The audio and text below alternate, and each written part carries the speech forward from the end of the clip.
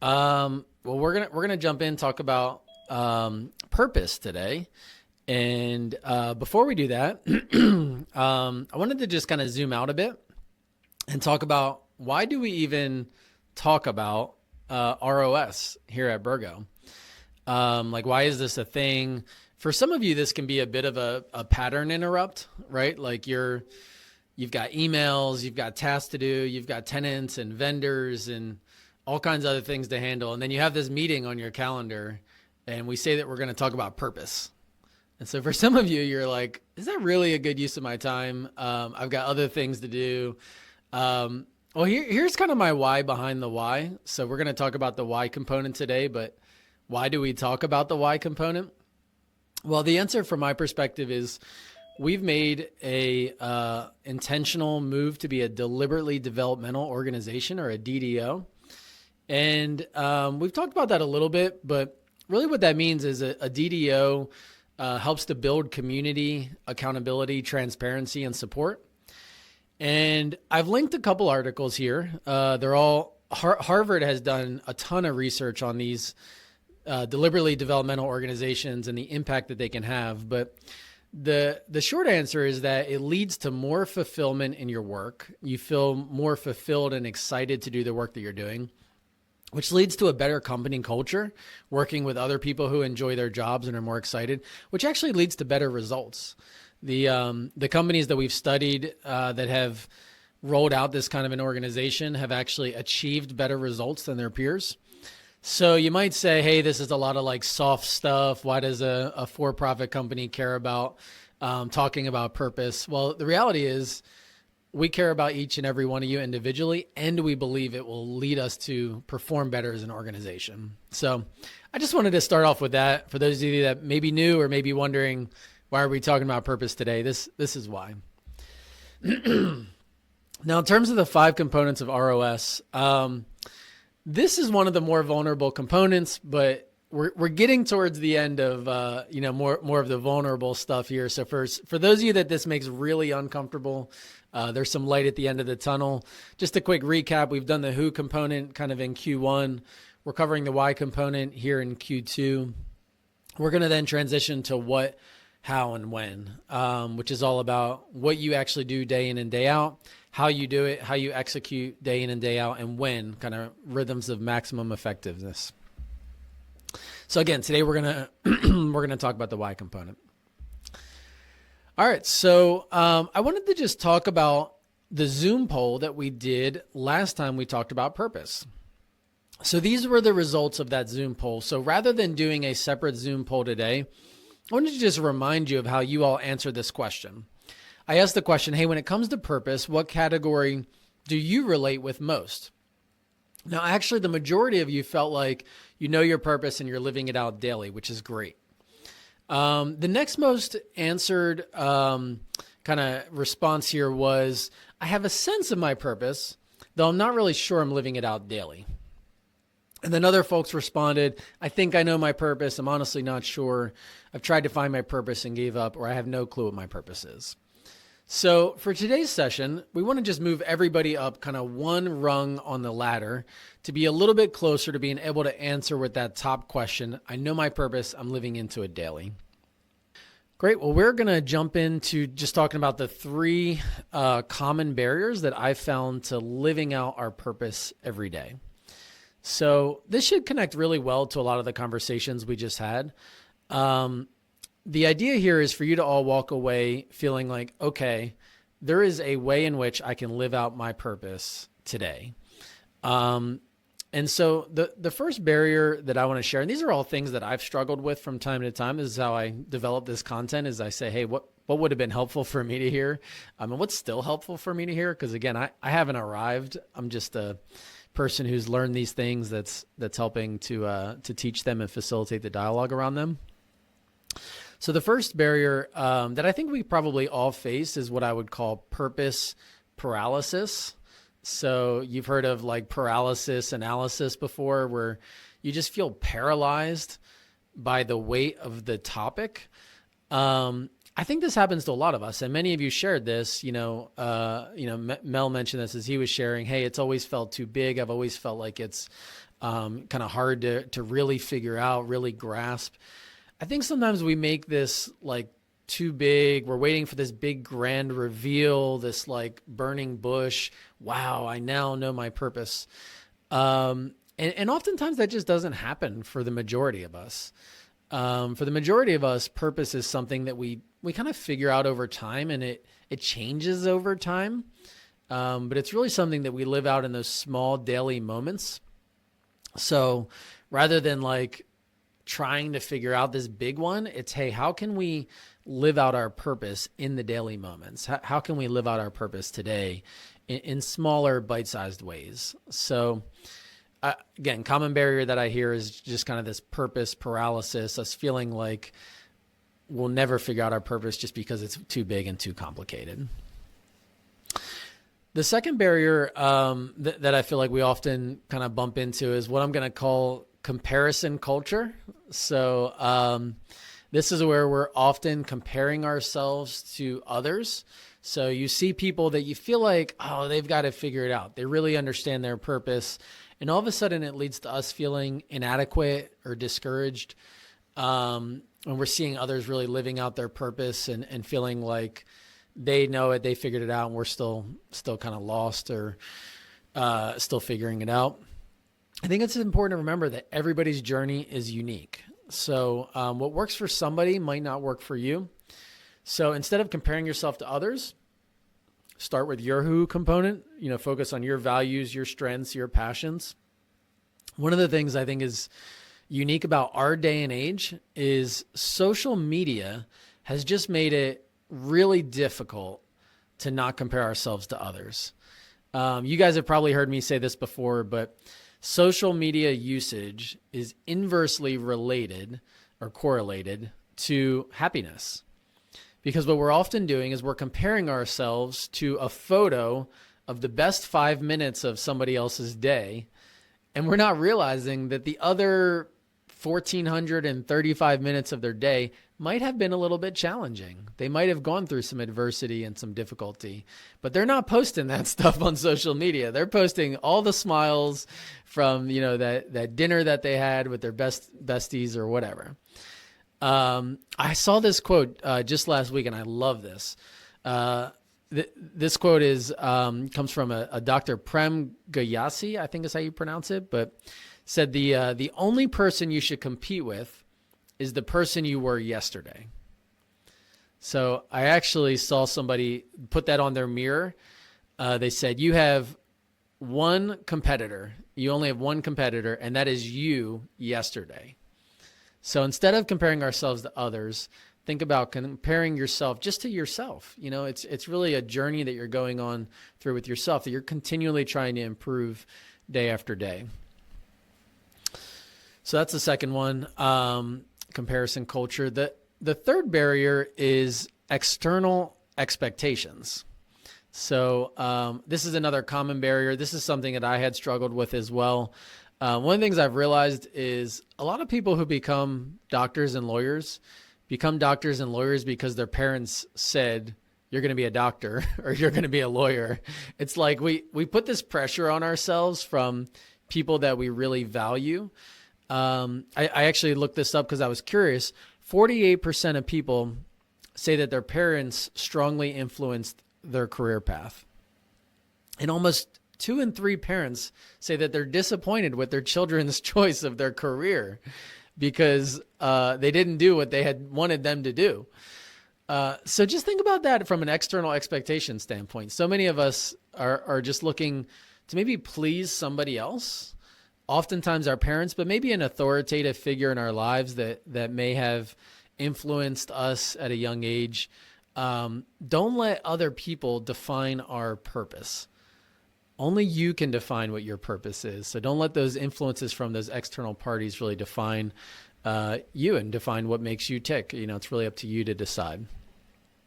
So quick recap of those 3 common barriers. Again, these are all things that I had dealt with, struggled with. The first is purpose paralysis, the barrier of purpose paralysis, making it too big, too overwhelming, striving for perfectionism in our purpose. I love that Ed has it dialed down into a sentence, but don't let that be your goal. Don't let perfect be the enemy of progress. Just go ahead and try to make progress in your daily purpose. The second is comparison culture. Don't compare yourself to others and their purpose. Don't try to be somebody that you're not. Just live into your own purpose. Be who you are. Think about your who component. If you look at each of our individual who components, every single one of us is different. And that's what is amazing about us. So if we all have a very different who component, we should all have a very different why component as well. And the third is external expectations. Don't let the pressures of other people telling us what we should do, or maybe what our purpose is, drive our discovery. It's really work that we need to do ourselves, as opposed to having others tell us what our purpose is. So as you might imagine, we've got a tool that I'm going to be sharing with all of you that you can use to kind of help think through some of the specifics here. This is a new tool. It's a variation of a tool we used to use called the Purpose Illuminator. This is called My Purpose Today. I really like this tool because what we're going to do is we're going to take an ordinary, everyday situation and turn it into an opportunity for us to live out our purpose and really help to discover our purpose. Now, you're likely not going to do this tool every day. You're not going to print this out every single day and say, hey, what's my purpose today? But I think if you could do this like one day or maybe 2 days, the idea is to help develop a mindset of thinking about purpose day in and day out. So let me just go through this tool, and I'm actually going to go through this tool for me for today. So let's pretend that it was this morning and I filled this tool out. First thing is, what is an opportunity on the professional side of my day for me to really think about and live out my purpose? Well, I actually picked today's Monday team meeting. So I had to lead this session in the Monday team meeting today. So here I am. So the first thing I want to do is think about my who component. Well, one of my Strengths Finder strengths is communication. One of my motivational patterns on my M code is make an impact. So maybe I could communicate to make an impact today. Now, here's where the fire really is with this tool. I want to actually picture my best self. So what do I look like my best self showing up to this Monday team meeting? Well, I would be energized. I would be clear. Hopefully I'd be inspiring. Hopefully you'd leave a little bit inspired. What does my worst self look like? I might lack energy. I might be unclear. I might be kind of monotone, a little bit boring. You guys would, be turning off your video, taking a little nap on this call. And hey, I don't know if I've succeeded one way or the other, but I'm painting a picture of what a best self and a worst self looks like. So then I can ask myself, okay, well, what's an action that I could take to be my best self? Well, I could prepare the week before. I can maybe practice the morning of, get a good night's sleep. Honestly, I didn't get a very good night's sleep last night. Mila, our youngest, was up in the middle of the night. I feel like, our kids have had colds. It's probably starting to impact me a little bit as well. So, the idea is control the controllables. Obviously not everything is in our control, but that was the picture that I painted of, hey, how could I really show up well to live out my purpose in the Monday team meeting? So let's look through a personal example. What's a personal example? Well, here's an opportunity. I like to do one-on-one time with my kids. I strive for about 10 minutes with each kid every day is kind of my goal. So maybe I could do one-on-one time with Ava, Eliza, and Mila after work when I get home before we do dinner. So that's an opportunity for me to live out my purpose. A little bit about my who component that could connect with this. Positivity is one of my 5 strengths on Strengths Finder. And again, make an impact. So maybe I can actually make an impact on my 3 daughters by showing up in a positive and healthy way to each of them when I get home. So what does my best self look like? Well, I would be engaged. I'd be fully present. I'd be connected to them. They would feel me being present with them. They would feel my connection. What could my worst self look like? I'd be distracted. Maybe I'd be on my phone. I'd be answering emails. And they would notice that. Kids are very observant. They notice when I'm distracted, even if my mind is just somewhere else and I'm not like totally looking at them and focused. My kids notice it. So that's a picture of my worst self. So what can I do to prepare? Well, I could turn my phone off when I'm with them. I could answer my emails before going home. I could really bring my energy, sometimes even like when I get home, do a couple of jumping jacks before I walk in the door or something, right? Like get myself hyped up for them. Cause honestly, when I get home, they bring all the energy, right? Like you guys who have kids know, you get home and they're like, and so for me, it's, hey, how can I match their energy? Or at least get close to it, even if I can't match it. So that's the My Purpose Today tool. You just take two situations that are in front of you today, one personal, one professional.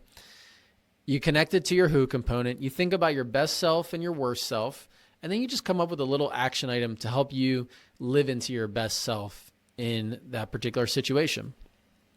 Again, you're not going to do this tool every day. I get it. But if you can do this tool like for one day, the idea is you start to have that mindset. So now when I go home, I think about my one-on-one time with my kids, and I think about bringing energy. And same thing with this meeting. I think about showing up in a way that would be effective and that would be inspiring, that would be helpful for each and every one of you because I care about you. I want to make an impact.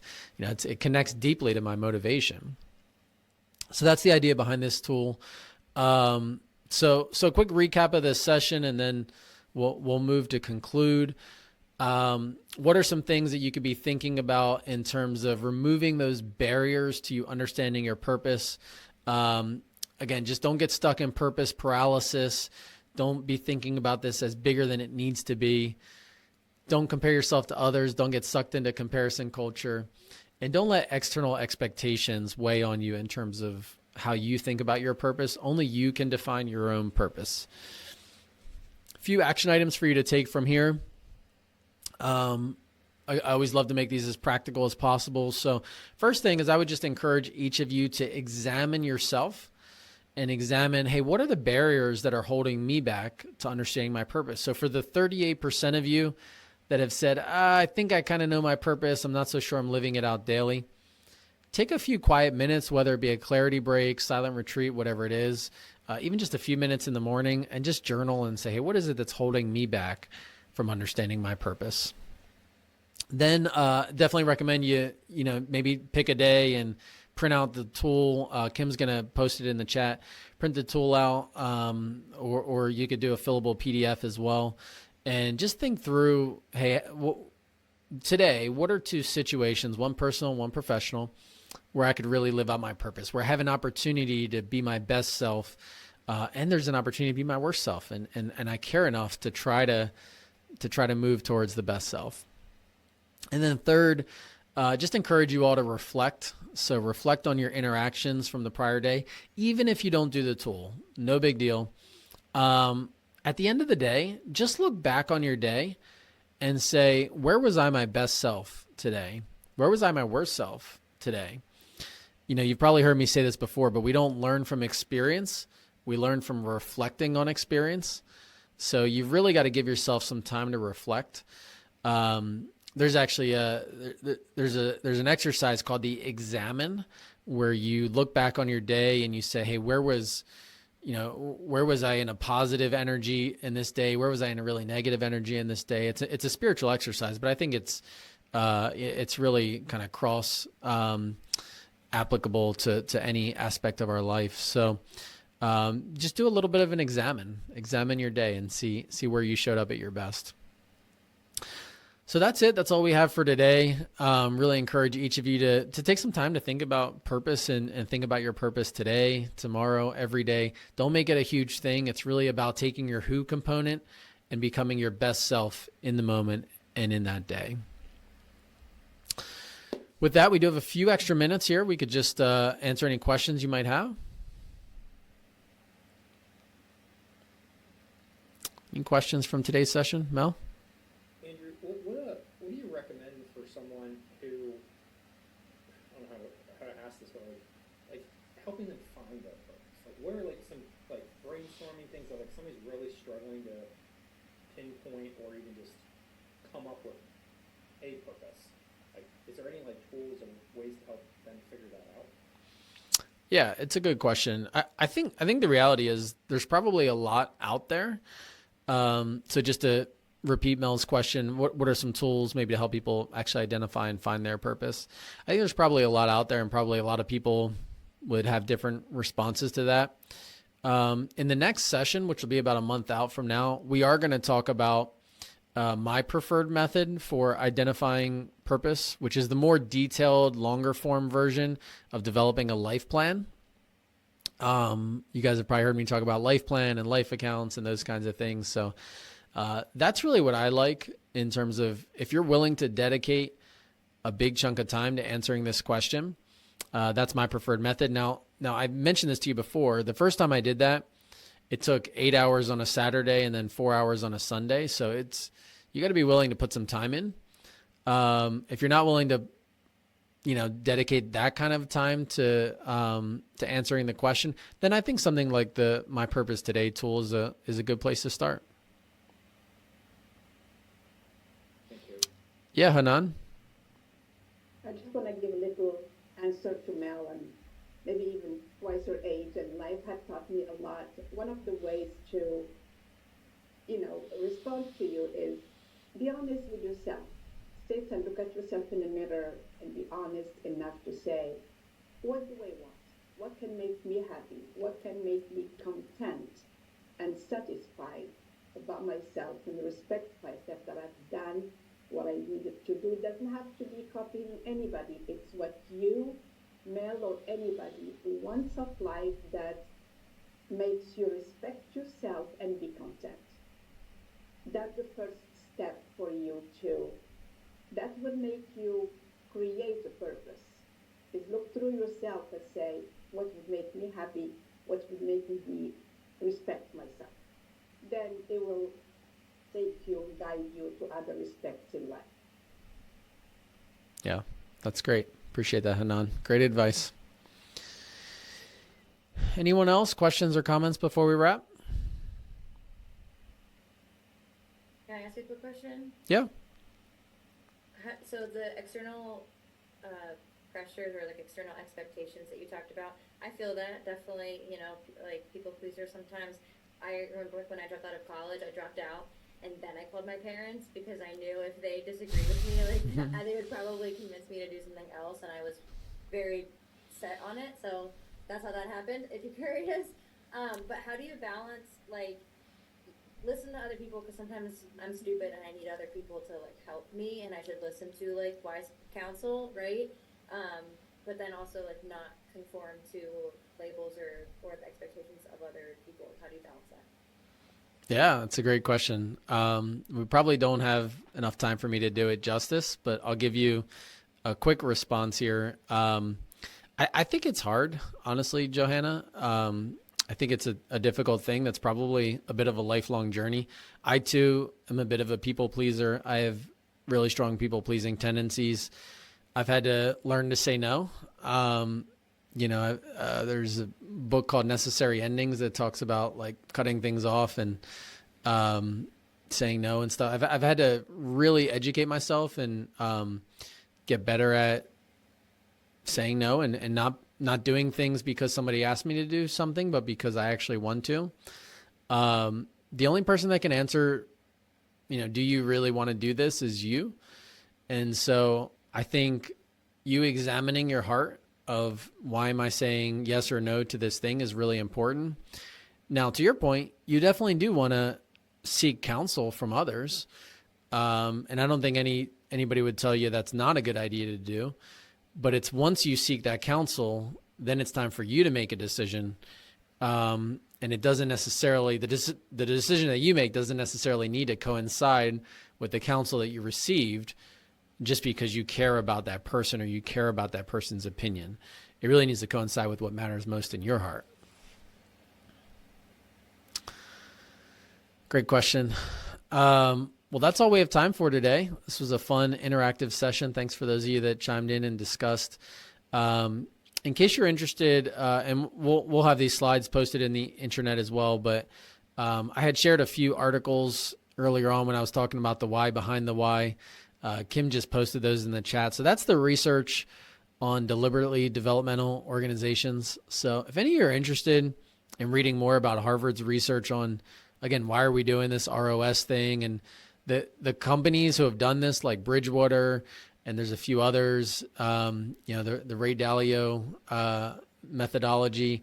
I'd encourage you guys just to read some of the articles if you're interested in why is a company like Burgo actually doing stuff like this. I think you'd find it really interesting and fascinating.